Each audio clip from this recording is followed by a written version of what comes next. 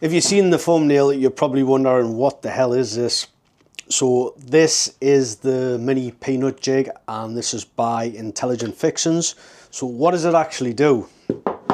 So basically this will allow you to connect two pieces of material, MDF, plywood, anything like that. And basically there's a little slot that's cut with a router, a little bit like a keyhole, and on the mating board there is two plastic inserts that you insert in, and these are fixed with screws. These can be glued in as well. And what it actually does, it slots together, and you can actually push it, or sometimes you need to tap this in, and that provides a fixing.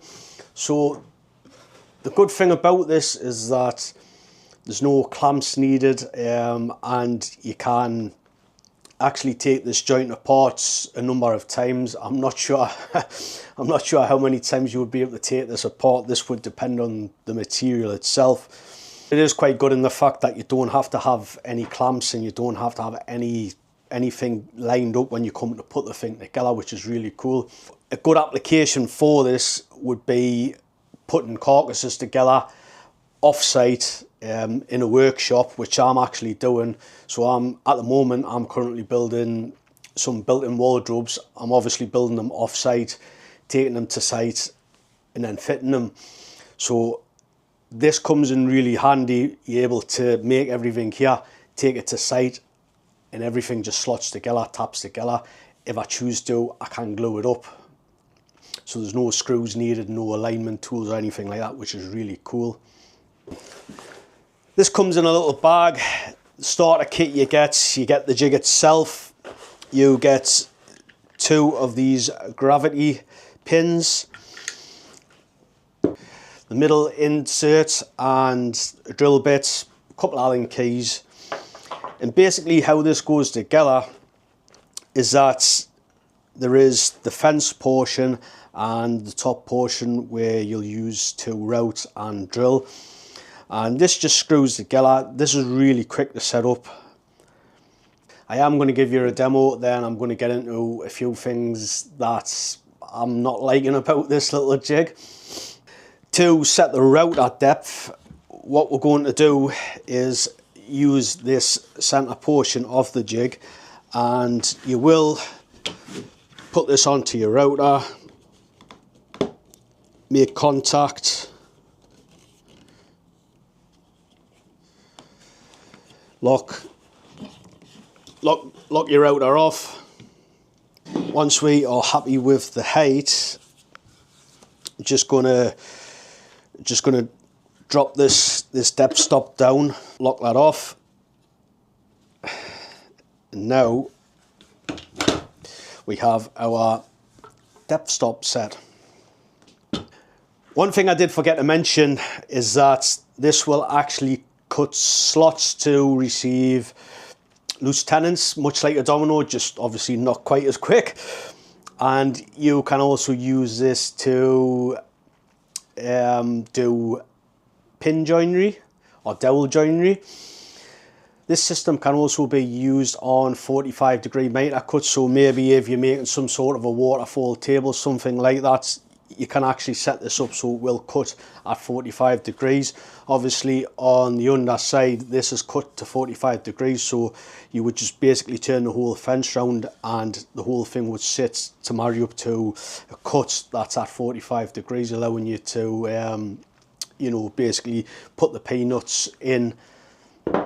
I believe those peanuts that you buy are actually slightly shorter, just to accommodate the less material on the 45-degree cut. To set the jig up, we need to determine which way we want our slots to go. So in this particular instance, I want my slots to go this way. So how we do this, there is markers on the jig itself, so you should be able to see this. So I've got a circle and the longer portion going like away from us. Same on this side, and obviously on the bottom it's going the opposite side. So with the gravity studs, or gravity pins rather, because I want my slots to go this way, I'm going to be using the top section, which means the outside circles. So I'm going to put one here, and I'm going to put the other one here. And basically you put the jig onto the workpiece, and we're going to slide it to the end, and you should hear or see one of these gravity pins drop. Like so. Slide it back in. Now that gravity pin is making contact with this edge, and we do exactly the same when we've routed that out. We'll go to this side, and it's exactly the same. So obviously what these pins do, they'll give us the positioning on this board, but they'll also give us positioning on the mating board. We'll get that into position, and we get this clamped up. We do have a 30mm bushing in this router. It's obviously very important that you get this centered, use a center pin. So basically what we're going to do, as with the two little sketches here, the two little markers, if you will, we're going to start at this end, and we're going to plunge down, take it to the left, come back, and then take it out. Obviously you repeat that on there, and we're going to do one in the middle as well.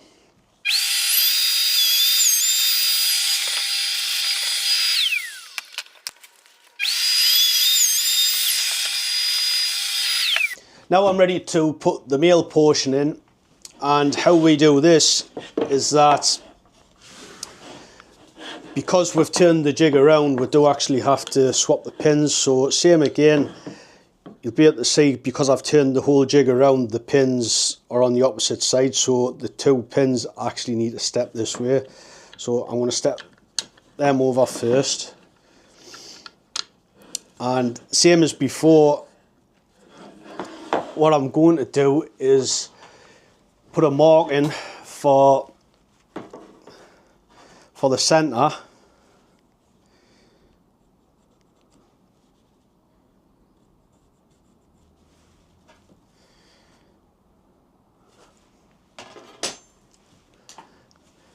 and I'm going to put this on. I'm going to send this along. So I've had to push the gravity pin in myself, and once that's into position, if you choose to, you can clamp it. I personally haven't been clamping these, and we're next going to put in the centre piece. So the centre piece, it has a bit of a bearing, and a 6mm drill piece will go into here, and it drills a hole in this, basically accepts the P-nuts and the screw.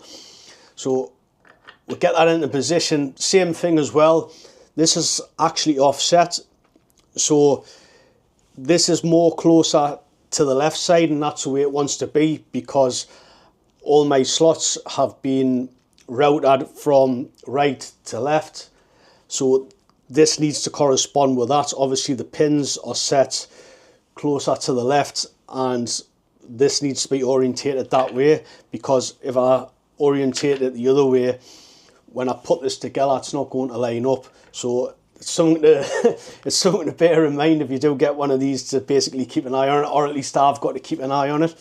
So I'm going to put that in, and basically just by hand pressure, I am going to. These are the P-nuts themselves, and we just tap these home. I'm just going to use some 3.5 by 50mm screws, and these are just going to secure these into position. So I do believe there's a P-nut free, and you can actually glue these into place with PVA glue. You do have to be careful you don't over tighten these, especially next to the edges, because it can over tighten, it can actually split the material, especially MDF, as I've found out. And that's pretty much the joint complete. So we just put it together,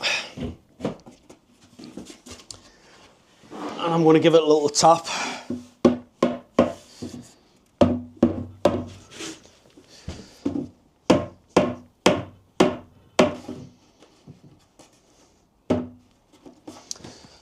And there we go. That's the joint there. So the good thing about this, it can actually be taken apart.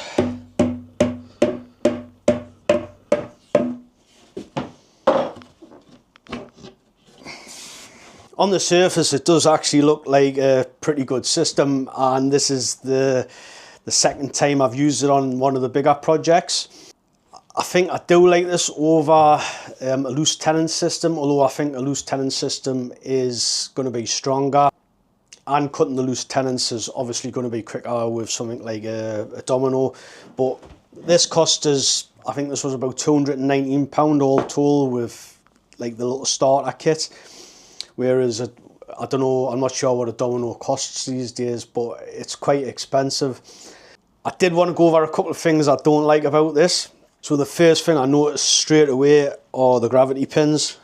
So the gravity pins, when you first start using this, I was just kind of picking it up and, you know, kind of putting it anywhere type of thing. But as soon as you tip it, and they are called gravity pins, of course, they do fall out. So you do have to kind of start to learn how to handle it a certain way. Otherwise, you know, I mean, you kind of tilt it ever so slightly over, over horizontal, over vertical, and the will fall. So I've already lost one of these. I've no idea where it went. It was around this area. It got dropped and it's just totally disappeared. I've absolutely no idea where it is. I looked and I looked. I ended up having to buy two more, which cost us about £8. But I lost one of these in the first day. So it goes to show you. Another thing that I did, I vacuumed one of these up. So obviously when you are routing, these do get plugged up. Even if you're using extraction, you're still left with some in. So obviously I was just getting the hose, and you know, the first time I'd done it, kind of went over one of the studs and it went straight into my Festool vac. So I had to fish that out. So that's another gripe. You do have to be careful, really careful with those. Probably another thing I don't like about it is that every single slot that you route, you do have to move this jig and you do have to reclamp it. It does have a big brother that I think it does like 3 or 4 slots, something like that. But I think that's like an extra, is that like an extra £200–300? So unless I was doing these sort of constructions a lot, I don't think I would actually go for that. If anything, I'd probably make my own jig using this, still use the peanut system. I mean, the peanuts themselves, these are made out of plastic. They do actually feel quite sturdy. Obviously, once I've got a screw through the centre of them, they are going to be pretty good. If you want to glue the slots, you can actually glue these with PVA glue, so the PVA glue will actually bond with the plastic, I believe. Another thing that I don't like a great deal is that the area to clamp could do with being a little bit bigger. Basically, the lines on here, you can only clamp here or here or here. Basically anything that goes past this is going to be, a no-no, because obviously it's going to foul the base of your router. Something else this will do, this will actually do a centre slot. So if we've got a centre divider, which I have actually got to do, I'm not going to demonstrate this because this video is getting a bit too long. But what you can do is actually take the fence off, and when it's sitting in the centre, you would use this exactly the same. So obviously the pin would sit on the outside and you would clamp this, but obviously you kind of clamp because it's in the center. So what you would do here, and it's got a little hole for this, is actually put a screw through it. So because the screw is in the center where the shelf will be, you'll never see the screw hole, which it's a very simple but elegant solution. So on the center pieces, you would have to line it up, and depending on how you line it up, it can be a bit faffy. I mean, I've kind of learned how to do it now. So basically, I just used a bit of a homemade guide out of some 6mm hardwood, just scraps. I quickly glued them together with super glue, bit like a T-square type of thing. So I was able to line this up with a T-square and get it into the center. Obviously, you've got your center lines, mark that up, and do it that way. Obviously, screw it down. It is a good system in the fact that I can take it to a job site and I can basically put everything together. I don't even need any tools to put everything together. Once everything's been done in the workshop, I don't need to touch it again. I've got the option to glue it. I've got the option to leave it loose. I think I like this more over the domino or the loose tenon system, simply because when I get this to site, I don't have to faff about putting the tenons in, gluing them into position, gluing and screwing or whatever those units up. So that's one good thing I like about it. Let us know what you think in the comments. Would you buy one of these? Do you actually do, build up units? And would you consider using it for things like this? So let us know in the comments, and until the next time, I shall see and speak to you guys later.